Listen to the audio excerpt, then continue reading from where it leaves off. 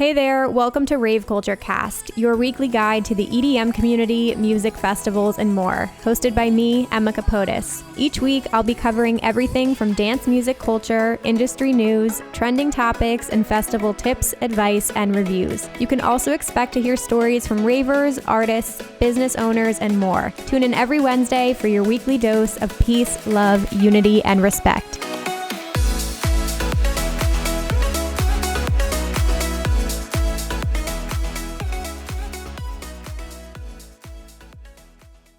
Hey guys, welcome to Rave Culturecast, your weekly guide to the EDM community, music festivals, and more. I'm your host, Emma Capotis. Welcome to my official Ultra Miami review for 2022. I cannot wait to get into everything, you guys. We've got some tea to spill. We have so many stories to share and sets to talk about, so I don't want to waste any time. Let's dive right into today's episode. We've got party girl voice. We're hella tired, but I wanted to crank this episode out this week and get it out to you in case you went or you're considering going next year and you want to just know how everything went and what the experience was like. That's what you're going to get in today's episode. Typically for my reviews, if you're new here, I do not hold back. I like to be very honest. I share my full experience. So I'm definitely going to take you through kind of my day by day, including Miami Music Week, which was a fucking blast. So of course we have to go through that. And then I'm going to give you a pros and cons list at the end. So definitely stick around. I will break down this festival, tell you what I thought about it, what went well, what didn't. And then of course we're going to end the podcast with our rave culture recap, going over some news. So that's everything you're going to get all jam-packed into today's episode. We have a lot to cover, so let's dive in. But quickly before we do that, I want to share a word from one of our friends of the podcast, which is Lunchbox. So Lunchbox makes my absolute favorite hydration pack. It is the only pack I will bring with me to festivals. I wore it all weekend long at Ultra. It is an anti-theft bag. There's all different features on it. So all of the zippers have zipper clips on them. They are also all inverted, so they do not face the outside of the bag. The bag is made of ballistic nylon, so it is cut proof. So it keeps your stuff safe from pickpockets because there were a ton of them at Ultra. It has an easy water refill system. It has different skins you can zip on and off the front to customize your pack. Seriously, every single detail of this pack was thought about, from functionality to customization. So it's literally my favorite pack to use. You guys can save $11 off your hydration pack to make it a little bit more affordable for you using code CAPOTIS. That's code CAPOTIS to save $11 off your hydration pack. They also sell their snack and sling pack, which are a little bit smaller. Think of this as your fanny pack and your hybrid pack. Huge fan of those anti-theft bags as well. You can use code EMMAK for $5 off of those packs. So code CAPOTIS for the hydration pack and code EMMAK for the snack and sling pack. All right, with all that being said, this is the last call for submissions about taking your parent or parents to a rave. So I'm doing an upcoming episode all about this, reading your stories. So please get your submissions in for that. I cannot wait to do that episode. Email me raveculturecast@gmail.com. That's raveculturecast@gmail.com. Tell me all about what you took, where did you take your parents, what rave, what festival, how did it go? Tell me all about it. So please get those submissions in this week, and then I will record that episode. All right, our oldie but a goodie this week. I had to go with a Hardwell song because Hardwell made his return to Ultra this year, and it was fucking amazing. So I had to pick an old Hardwell track, and I was going back through, and I didn't want to just pick something that everybody knew off the top of their head. So I picked his track Blue Magic, which came out in 2008 with Rehab. I really, really like the sound of this track. I don't know, there's something about the new music that Hardwell was playing that a lot of people were surprised by, but I was reading a lot of he did some of this stuff. People were calling it big room techno. He literally brought techno to main stage, which was fucking awesome. But the song Blue Magic has kind of a little bit of that really catchy sound. So I wanted to play it for you because I slept on it back then, and we're bringing it back now in 2022. So here's Blue Magic by Hardwell and Rehab from 2008.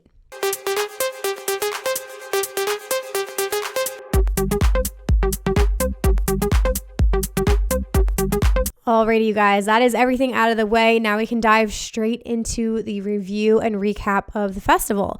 So let's kick things off in the beginning. So I went for Miami Music Week this year, which 10 out of 10, spoiler alert, recommend. It was one of my favorite parts of this entire trip. Miami Music Week is a giant week-long marathon of events that take place all over Miami, South Beach. All types of people in the industry are there. Every artist is there. There are 300 plus events going on. So you can see literally every artist play a show. It's an amazing thing for the industry and for dance music fans. So I definitely wanted to do that this year. So I flew in on Wednesday and we had a nice little night to kick things off. We went hard. We stacked our schedule. I'm not going to lie. I'm still happy with everything we did. I did take moments to rest, but Wednesday we went out to an awesome dinner at this restaurant called Komodo, which was Asian fusion, very expensive restaurant. We kind of balled out a little bit, but the food was worth the price point and it was fire. Lots of people watching happening there, but that was called Komodo. That was really, really good. And then we went to a club called Le Rouge, which I had never been to, in Wynwood. Very cool vibe. I highly recommend it. The DJ booth is in the middle of the dance floor. It's a little circle. So the DJ is your height level, which is really cool. So I got to see Todd Terry, who is a house music legend. Sam Divine was the headliner. I had never seen her, but she is a Defected Records staple. Played amazing bass house. It was really fire. I loved her set. And then I think it's pronounced Mian or Mayan. We've done some content with her on Great Area, but she was fantastic. She's a tech house artist who played from 2 to 3 a.m. So that's how we ended our night. But amazing night of music. And one of the coolest things for me working in this industry was just looking around and seeing all these people I recognized. So there were so many artists just hanging out, walking around. MK showed up. Dennis Ferrer was there. Sid was there. I went over and said hi to him. You just had all these artists just chilling, hanging out in the crowd. So it was very cool to be a part of that feeling, and you could just tell there was an energy. And this was only Wednesday, and we went hard. We stayed out till almost 3 a.m. on Wednesday. So I was we're kicking off this week on a very high note, and I'm going to be fucking exhausted, which we are. So that was that night. Thursday was kind of our big day, I will say. Thursday to me was honestly one of the most exhausting, but we ended up getting tickets to the Hell Deep pool party, which was at the Sagamore Hotel, I believe. So Oliver Heldens is one of my favorite artists. This was a no-brainer for me. It was all house music all day long. One thing I will say is the weather could not have been more perfect. If you were there, it was hot, it was sunny, it was beautiful. So we really, really lucked out because I've been at Ultra in the past where it rained. So Hell Deep was honestly the best day ever. I got to meet so many people at the pool. We danced and shuffled our little booties off. I got too drunk. I drank way too fucking much that day. For sure, I was hungover on Friday, so that was not good. But other than that, the sets are amazing. Kyle Walker was fantastic. Sid was great. We saw a Craze. It was my first time seeing James Hype. He's one of the top in-demand DJs in the world right now, and his set was fucking incredible. And then of course Oliver Heldens came out at the end, and I lost my mind because he's one of my favorites. So that was all fantastic. Then we rallied. What did we do? We ordered Chipotle back to our Airbnb, which we were staying in Mid-Beach, which was great. We ended up getting a studio Airbnb, my friend Cammie and I, and it worked out perfectly. So that was all really, really good. So we Ubered back there, got some Chipotle. Thank God we got some food in us, rallied, and we went to the Mala Cascade show around 11:30, I want to say. This one was crazy because it was, I don't even know the location. It was a warehouse in Wynwood, which is where a lot of these things were happening.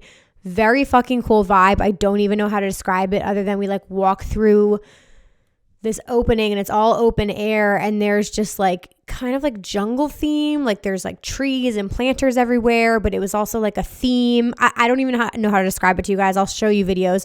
But I brought my Mala mask out. I had my Mala mask on the whole time. Cascade played a fire set. It was almost none of his hits, really. He played some techno. I got techno Cascade. And I couldn't really see because it was completely packed. This was probably one of the busiest crowds I saw the whole fucking weekend. It definitely was oversold. but there were like these planters, and my friends like sat me up on the planter so I could like see above the crowd. So that was fire. So I was like sitting on this planter the whole night with a beautiful view. So that was incredible. We all went fucking nuts, and I think we stayed there till around like 3 again about. So Thursday was completely exhausting at that point. Moving on to Friday. So Friday was, again, I woke up a little bit hungover. I was a little nervous because we had to do another pool party, and then we were going to Ultra after. So again, like it is a marathon, you guys. Do what you can, but don't overwhelm yourself. So we did the MK pool party. This one I was doing through work. So with the platform I work for, Gray Area, we were co-producing a couple events. So this pool party was, again, the most stacked house music lineup. Like it started with Honey Love. Then we got to see Dylan Nathaniel back-to-back Kyle Walker. Will Clark played an incredible techno set, and then I got to see my girl LPGOB. So it was just an incredible day of music. Like absolutely loved every second of it. We did do some interviews on site with Gray Area. So we got to interview Honey Love, Dylan, and Kyle like at the hotel. So that was really cool. So those interviews are going to be up on Gray Area.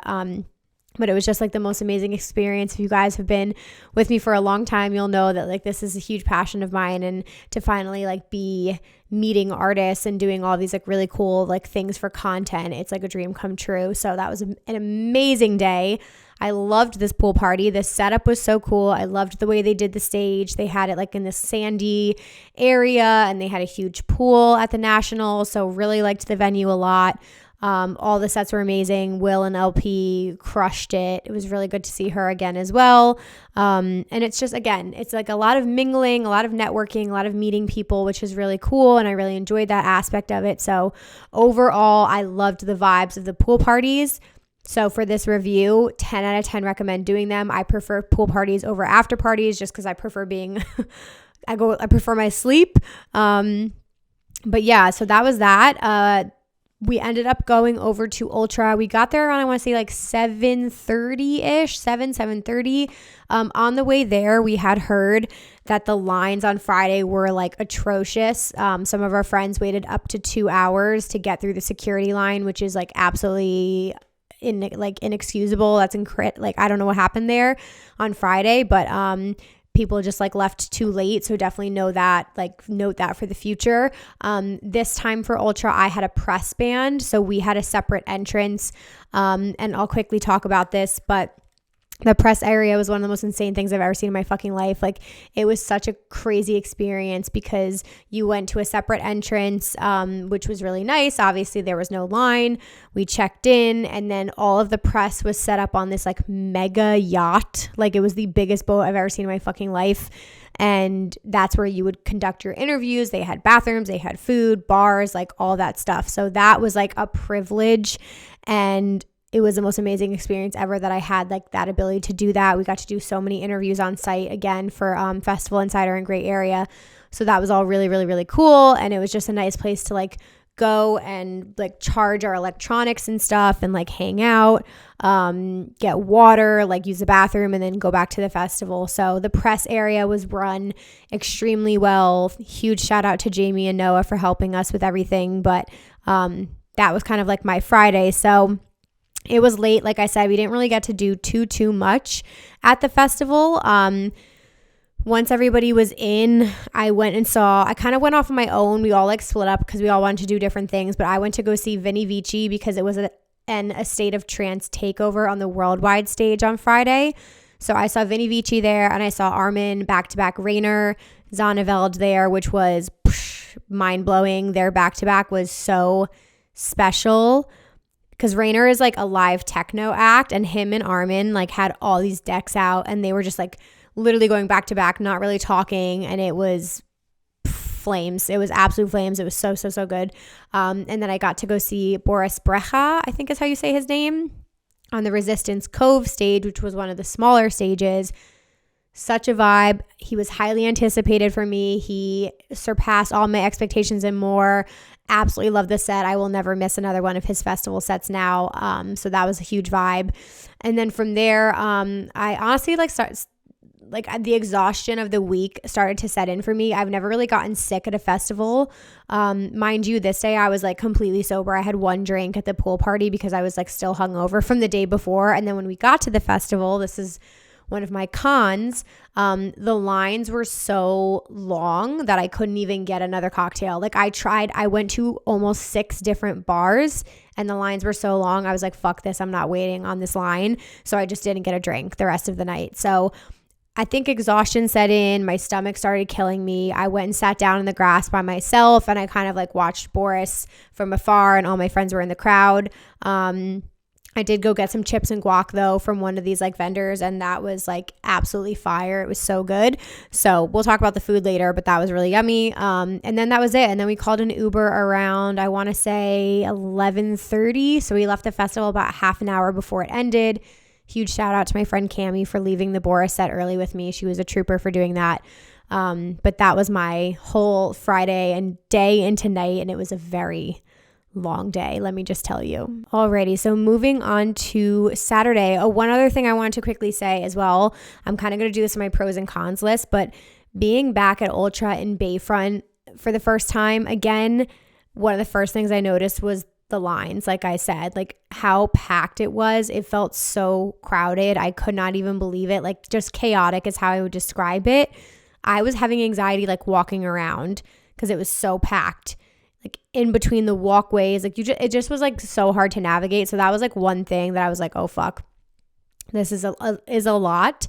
But Saturday, I made it into the event around 1 p.m. I was running a little bit late this day because I was supposed to be there at noon. So that wasn't good. So I was like a little bit stressed out that I was running late, but I finally got there. And when we first got there, we were doing some crowd work, which was really cool. So we, my coworker Alex and I and BB, we shot some crowd interviews. So we were going up to people and interviewing them for Festival Insider and for Gray Area. So I got to do some crowd work and on-site interviews, which was really fun talking to fans. And I also got to meet so many of my subscribers this day as well, just walking around. So that was an absolutely amazing feeling. And then the sets I saw this day, so I got to see a lot. Saturday was definitely the busiest.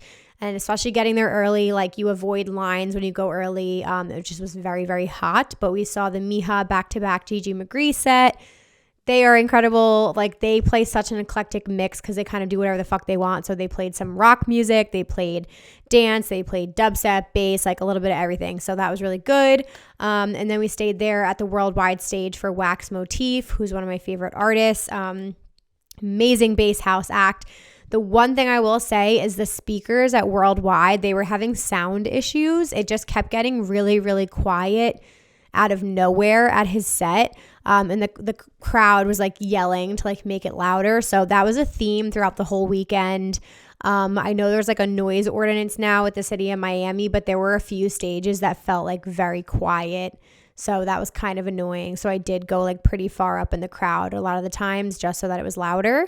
Then I went to John Summit, who's one of my favorite artists, and my friend Cammie is obsessed with him as well. So we were against the rail for his set, like all the way front left, and it was fucking packed. Like thank God we got there like when we did, because we saw the photos after, and like the hill that he was on one of the smaller stages, was completely packed, like flooded with people all around. So the fact that we had rail for him was amazing, and it was one of the best sets of the weekend. Love him, hate him, however you feel about him. I love his music, and I had an absolute blast. So that was great. Then we went to the Lunchbox Fam Meetup, which was really nice and small and intimate. Just took a couple pictures and hung out there. So that was really fun. And then we went to go interview Wax Motif, again with Gray Area. So I got to meet Wax, and we had a great interview with him. And that was amazing. Him and his team were super cool. So that was a huge highlight of Saturday for me. And then the rest of the night, music-wise, was probably one of the best 4 hours of music of my life. I got to see Tale of Us for the first time ever, and they were like my top 3 sets of the weekend, and I didn't even see their whole set. I probably saw about 45 minutes of them. You guys, I don't even know how to describe it. I don't know if they're more like, they're like techno, like melodic techno-ish, but it's just so unique sounding and their visuals are so beautiful. Like my mind was fucking blown. They have this brand called Afterlife. You've probably seen a lot of their videos online. It's like a man who's upside down who like spins in a circle. So Tale of Us was one of the highlights of the weekend for sure. Then we left them to go see my favorite Sophie Tucker. Also a first time seeing them. They surpass all my expectations and more. If you have a chance to see them, you have to go see them. They were so entertaining. They are a live act. They play live instruments. They did a whole dance routine. They had like the chuffed and buffed guys there who did like a whole dance. Incredible live performance. So much fun. Laughed my ass off. Enjoyed every moment of it. And then lastly, we went to end our night with Carl Cox. So we did his 3-hour set. It was a hybrid set. Best vibes ever. The Resistance stage, the megastructure, you guys, Carl Cox's megastructure. It was my favorite stage in 2017, so I knew it was going to be my favorite now. The production at that stage is the most insane thing I've ever seen in my life. Like, it is just wild. The lights, they have lighting panels that raise and lower from the ceiling. The lasers are insane. It is the craziest shit I've ever seen in my life. Carl threw the fuck down for 3 hours. He had like multiple decks. He was building his beats live. It is incredible to see that man do his thing, and just all of our friends were there. Our whole group was together. We had the best vibes ever. So Carl Cox was amazing. And then somehow we rallied and we went over to 1-800-LUCKY for the after party. This was Chami's Confessions label after party. We didn't even get in until like 1:15, I want to say, because the line was a little bit long. And I think I stayed about all of 20 minutes and then we Ubered home. At that point, again, like just the exhaustion, we were so tired. We really couldn't see because we got there so late. Like the party had been going on for 12 hours at that point. So we were like all the way in the back, couldn't see the stage. Chami sounded amazing, but we left. And then as soon as we leave, we're in the Uber on our way home, and our friends text us that Oliver Heldens was the surprise back-to-back set with Chami, and I died a little bit inside because if you know me, you know I'm an Oliver Heldens fucking stan. So that one hurt a little bit, but I saw him twice this past weekend, so it's okay. So that was our day on Saturday, you guys. Now I'm going to take a super quick break. Then I'm going to give you my Sunday breakdown, and then we're going to dive into my pros and cons list. Alrighty, you guys, I want to give you a quick reminder of where you can connect with us online. So we are on Facebook. We have an amazing Facebook group community and a Discord channel as well. If you guys want to come connect with other ravers, hang out, meet new people, chat about episodes, upcoming festivals, all that good stuff. So all of that will be linked down below in the show notes.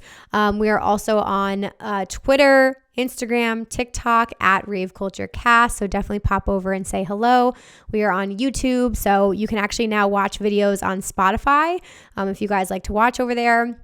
We are also on YouTube, so I would love it if you guys could subscribe to our channel. We are so close to hitting 1,000 followers, which is really exciting. So thank you guys for following and subscribing and doing all of the things.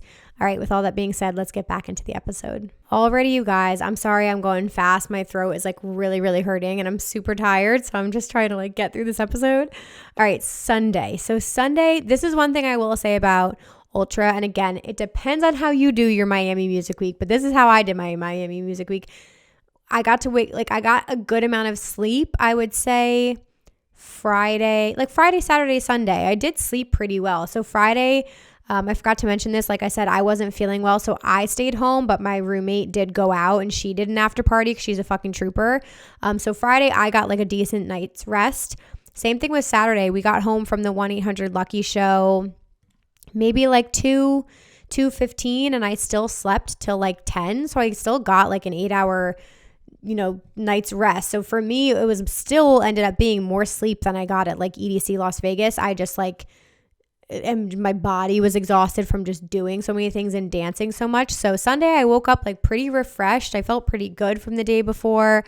Our interview got pushed back. We were supposed to do an interview like bright and early and it got pushed back. So I still ended up going early with my coworkers, BB and Alex. So we ended up going to main stage and we caught a surprise Afrojack set. There were a couple surprise guests this day, but he was one of them, so that was cool. So I got to actually see an Afrojack set and there was like basically nobody there yet. And again, beautiful weather, great day. Like all of that was really exciting. And then we went over to the worldwide stage because there was another surprise set. And we walk up there and we realized it was More Kismet, which was really cool because More is a 17-year-old DJ. They have been like one of the breakout stars in the last few years in the bass music scene. So I had one of my favorite moments of the whole weekend. More and I follow each other on Twitter, and we went up to the front to get some video content of them and everything. And they are like in between playing songs and they're kind of like looking at the crowd, talking to the crowd, and we make eye contact. And all of a sudden More like into the microphone, More's like, "Oh my God, hi, Emma." And I was like, "Hi, More." And it was so fucking cool. I literally died. So we love More over here. I want to get them on the podcast at some point, but More saying hi to me at the worldwide stage into the microphone was a pretty fucking cool moment. And then after that, we went over and we did our interview with Claptone. So Claptone is one of like the biggest house DJs in the world, international superstar. So my coworker Alex interviewed him, and that was cool to meet him. So that interview will be coming out soon as well. But again, just like the opportunities to do this and do what I love and to be able to like combine work with festivals is the coolest fucking thing ever. So like very much a pinch me moment. And then after that I caught a couple sets this day. So I saw Amelie Lenz for the first time over at the Carl Cox Megastructure. She was playing like heavy ass driving techno at like 4 p.m. I was here for it. The stage was packed for her. Like people came out. It was so good. And then we just caught like the intro to Rainer Zonneveld's set. And then one of my biggest highlights of the day was the Vintage Culture back-to-back Claptone set. One of my favorites of the whole weekend. I knew it would be. Vintage Culture is one of my absolute favorite artists. And that house set was fantastic. They really, really killed it at main stage. And I didn't really like being at main stage. And we're going to talk about that in a little bit. But I went there for them and it was great. So after that, I caught a little bit of Elohim set. So if you guys haven't watched the episode yet with Elohim, she's an amazing act, fantastic songwriter and producer and singer. And she was playing at the Live Arena. So I went and saw some of her, and then I got to go interview her, which was amazing. So I interviewed her for Festival Insider. So I finally got to meet her in person, and she is an angel, absolutely lovely.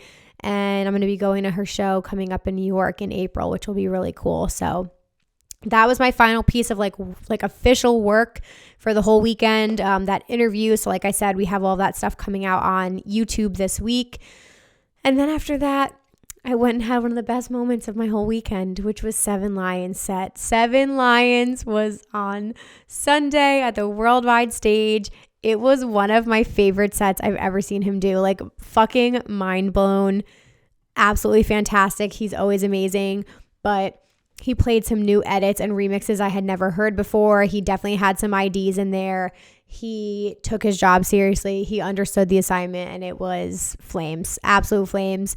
So I was about like 10 minutes late to the set because of the interview. But the 50 minutes I saw, I was literally smiling like ear to ear the entire time. So if any of you guys are also Seven Lions fans, you understand.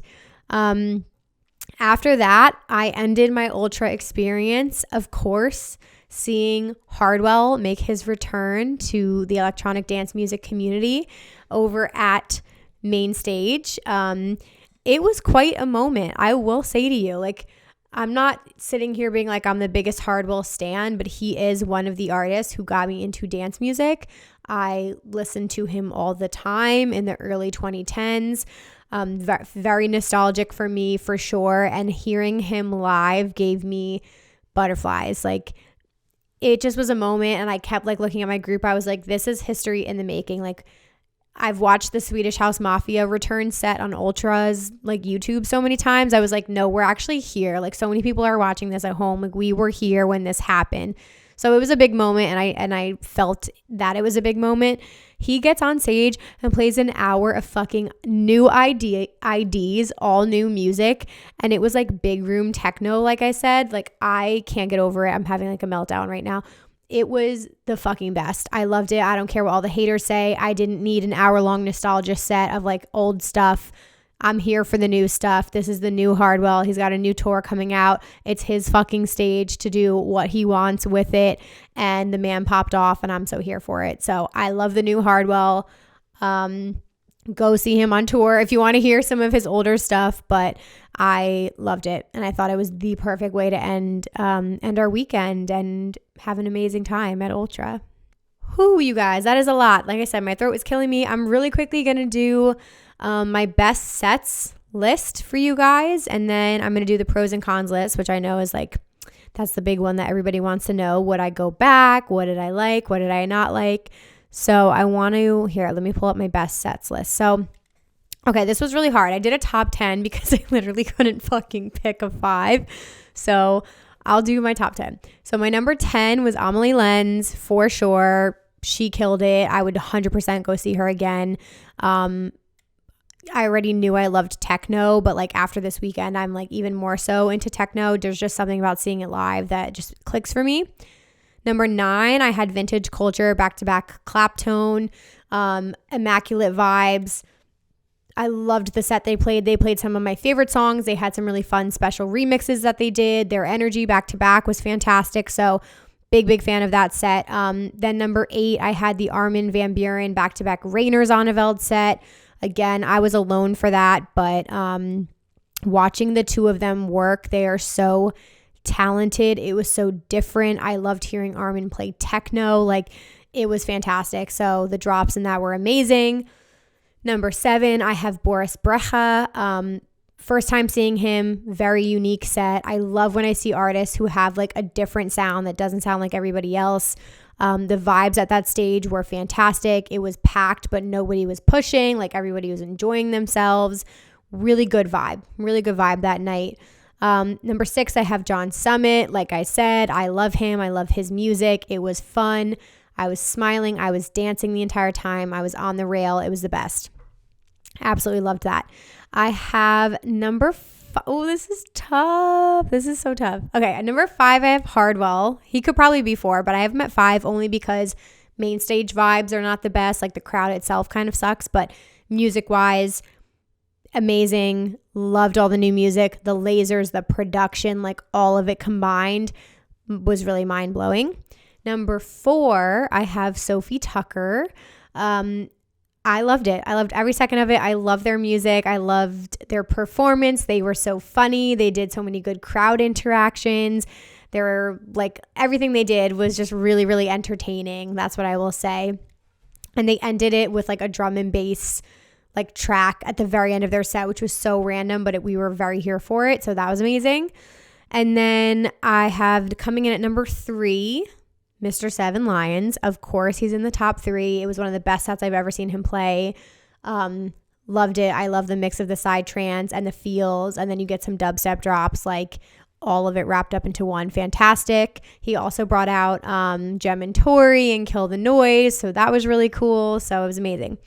And I liked him at Worldwide stage. I had some people saying like he needed a bigger stage, which I completely agree with. He could be a main stage act.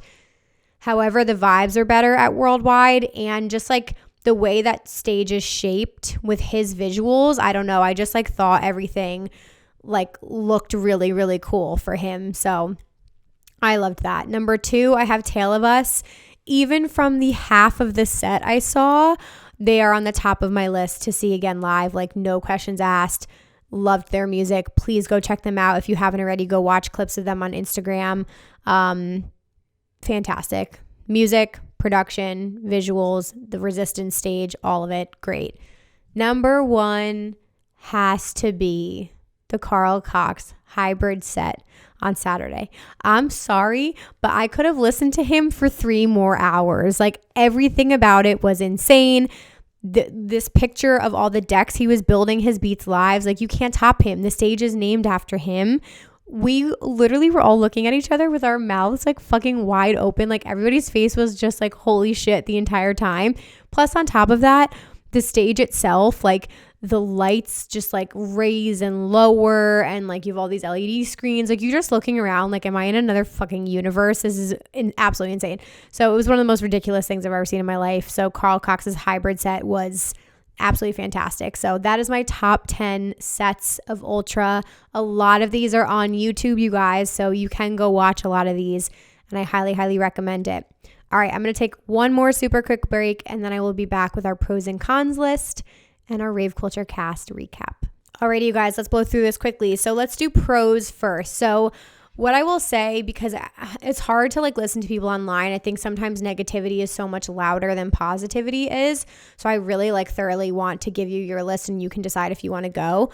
But for me, the biggest draw of this festival, which it still always will be, is the music and the lineup. Like you really cannot beat the talent that they book for this festival and the range they have, because they have different stage takeovers. So there was a whole hard dance takeover this year for the first time ever on Sunday.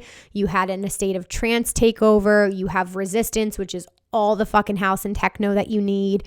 You have the live stage, so you're gonna get live acts. You had like Maddie on do like the most insane production. You had Sudden Death Void. Oh my god, I forgot to talk about Void, you guys.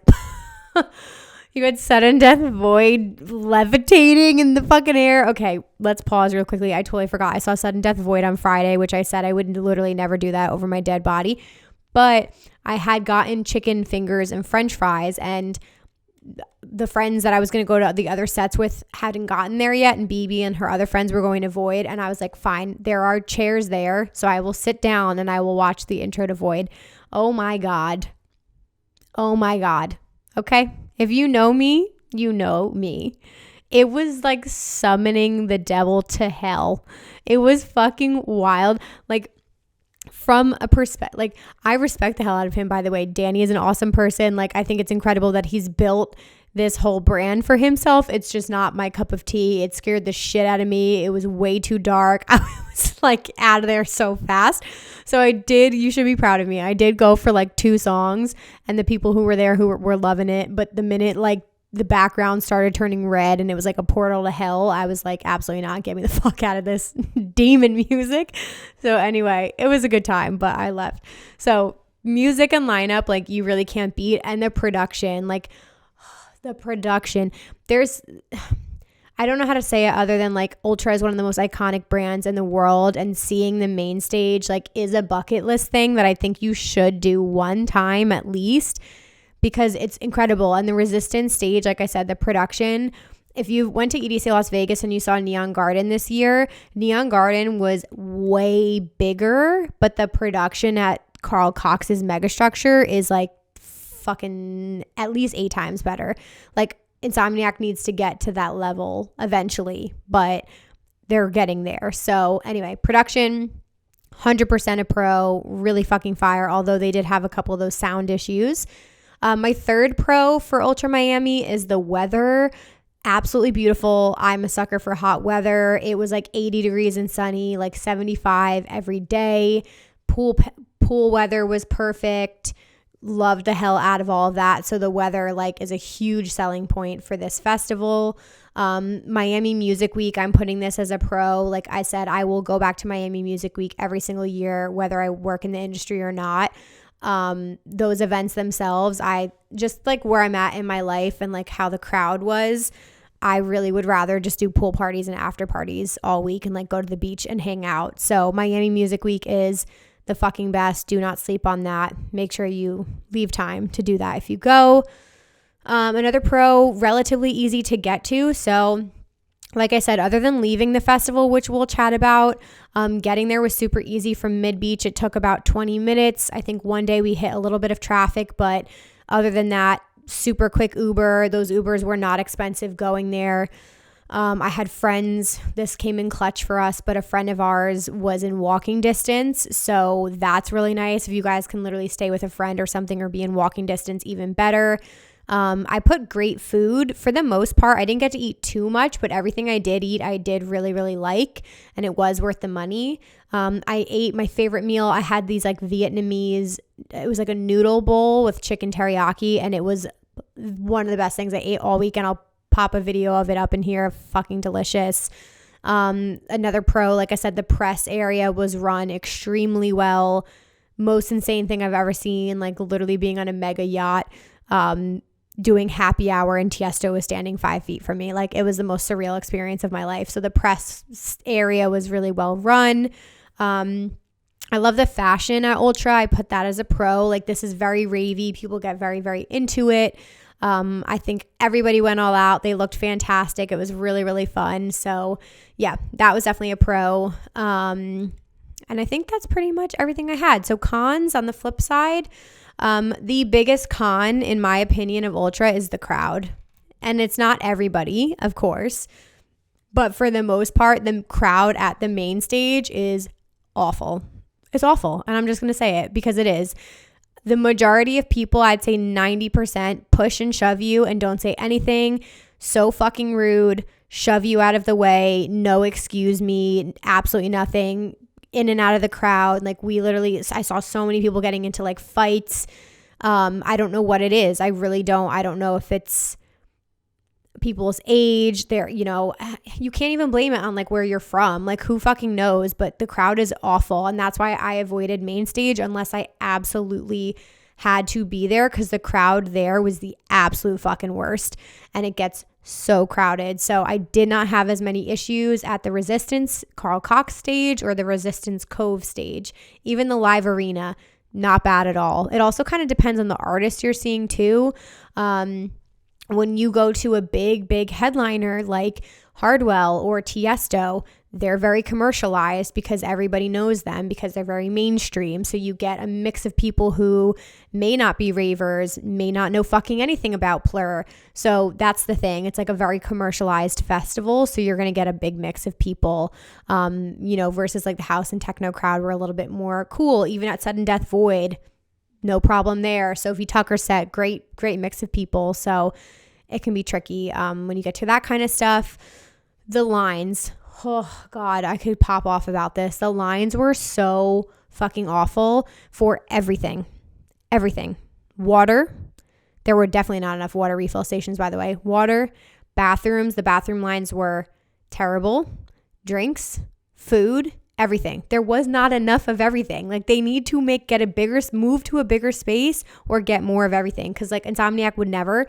There were just so many areas that I was like, they need double the bathrooms, double the food, double the drinks. Like, that really, really irked me. The bathrooms were also fucking disgusting. So the ones that were like indoors, they had a couple that were like in stalls. Those were fine.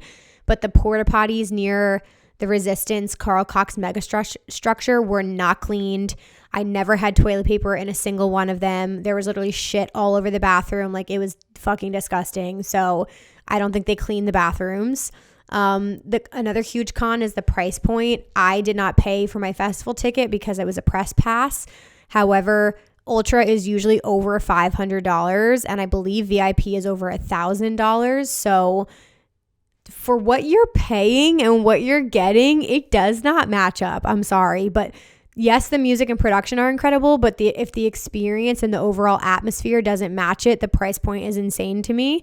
Like I said, the volume of the stages, some of them like had some sound issues, and I think that's like a new noise ordinance thing. Uber prices after the festival are extremely tricky because, again, if you don't leave early, you're fucked. Like, you're going to be, one of my friends waited almost an hour for an Uber on Saturday night. So what we ended up doing, like I said, is we would walk to our friend's apartment and we would hang out for like 45 minutes, and then we'd call an Uber to her apartment. So that was like what we ended up doing a lot of the nights to avoid like any crazy traffic. I'm so sorry if this is so negative. This is like my pop off section, but I'm going to be honest with you and I don't care because you need to know the truth, and I'm going to share my experience with you. So the fan clacking, oh my God, I have this as a con. The amount of fucking fan clacking I heard at this festival, you guys, again, I think there's just so many people who aren't really like in the scene, but they were clacking and it was driving me up a fucking wall. So that was awful. Crowd control issues. So there was one instance that was really scary. In between the Carl Cox megastructure and the live arena, there is a walkway that kind of like goes up and around this bend, and can be narrow when you have a lot of people. So in between us leaving Sophie Tucker to go to the Carl Cox hybrid set, we literally got stuck and like basically smushed like sardines into this walkway, and it was terrifying. Like, you literally couldn't even move. Everyone was shoving. People were shoving through the crowd. Like, there was no crowd control. It was terrifying. I was like, if I have claustrophobia, I would be dying right now. So that was really scary. There were a couple of areas where like the crowd was just like overwhelming. So that was a little scary. And then, like I said, I put the man talking on main stage. You guys know what I'm talking about. I think it's like a part of the Ultra culture, and I think he obviously like either owns Ultra or works for Ultra. But there's a man who gets on the microphone and does like emceeing in between sets, and I hated it. And then the only other thing is like the South Beach curfew. So because like spring breakers were so bad in South Beach, and there were a couple shootings literally days before, certain areas of South Beach were completely like closed down like after midnight. So that did affect some of the shows, which was shitty. So one of the shows like I was supposed to go to was going to be at this club called Treehouse, but they couldn't do it there anymore. So they moved it to 1-800-LUCKY in Wynwood. So there are definitely like issues with the city that Ultra has, that make things difficult. So I'm pretty sure I think I hit on everything, you guys. I know this is a very long episode, a very long review, but I wanted to make sure I covered everything. I'm trying to think if there's anything else. Yeah, I guess like final thoughts. Let me just wrap this up for you. I would 100% go back to Miami Music Week. Can't recommend the pool parties enough. You have endless options for whatever you're into. I really love the Wynwood area. You have like options for doing warehouse shows, clubs, whatever you're into. I got really good Cuban food. Like, that is the one thing, the area we were staying in. We did like a lot of door dashing, and we also went to a really nice place. I think it was called Crema, which was like a breakfast place. So all the food and drinks I had all weekend were chef's kiss. For Ultra, I would not go back to Ultra unless if I was going to do press again, it would make sense because it was so well run. But as a fan, I would not go back to Ultra. I would do it once in your life. I will say that. I would do it once in your life. You've got to go see the main stage production. You've got to see Resistance. The lineup's incredible. The weather's beautiful. But I would not go back again for the experience. Hell no. Like, the crowd, too many people, too crowded, too many long lines, pain in the ass to get home. I'd much rather do all the Miami Music Week events. So that's my personal opinion on it. If you're a local, you may want to go. But I just can't deal with that crowd anymore. It's just too much for me. So that is my overall thoughts and opinions, you guys. Quickly, let's dive into our Rave Culture Cast recap, and then I'll let you guys get on with your week. But some news that came out. So John Summit did announce a new label and event brand called Off the Grid, which makes a lot of sense for him. He's been having a huge 2 years. And as he's grown, he's expanding himself into these two things. So Off the Grid Records is, he said, a sound that has grown to be all things house and techno. And it's his new imprint with nothing off the limits. He had his first party this past weekend at Miami Music Week. It was like a kickoff party that completely sold out. So congratulations to him. That's really exciting. I believe 3 Points Festival was announced. So that's going to be back in Miami, you guys, October 21st and 22nd. I think this looks like a really cool festival. It's all like absolutely fire house and techno artists. With a pretty cool vibe. So definitely check out 3 Points if you guys want something to do in October. Today, actually, Electric Zoo announced a brand new theme, which is very cool. So the festival will be back this Labor Day weekend in New York City, and it is called Electric Zoo 3.0. It says stay tuned for some big news and sign up for limited pre-sale access. So it looks like very... it says system updating. It looks very like futuristic, which is really cool. So I think that's going to be like a new vibe, a new energy for Electric Zoo. They always do a new theme every single year. Like I mentioned, I kind of touched on this already, but Hardwell is back. He announced a brand new album and tour worldwide, which is Rebels Never Die. I'm going to probably go to the one September 17th in New York City, but based on the music he played, that's going to be absolutely fire. And then last but certainly not least, Above and Beyond announced their new ABGT 500 show, 500 episodes of their group therapy, which is fucking insane. It's going to be in Los Angeles. So that's really cool. It's going to be October 15th their biggest ABGT to date. It's going to be marking a huge milestone, celebrating Saturday ABGT and on Sunday Anjuna Deep, taking over the open air Los Angeles. So that's really, really exciting. That would be such a cool, iconic event to go to. So you guys, that is everything. I hope you enjoyed this review. A couple quick things. If you guys are enjoying this podcast, getting this content for free, a huge thing you could do is write a review on Apple Podcasts, subscribe, rate, review, do all the things. Make this your Instagram stories and tag at raveculturecast so I can share that, you guys. Means the world to me. So thank you for spreading the word. It's been amazing to see these opportunities come out of it, and I hope to bring you guys some on-site content for Rave Culture Cast very soon. So yeah, I hope you are enjoying the episodes. Thank you so much for being a part of this family. Everything is listed down below if you want to connect with us online, support our sponsor, Lunchbox. Other than that, I'll see you guys next week or at my next festival. Thanks, guys. Bye.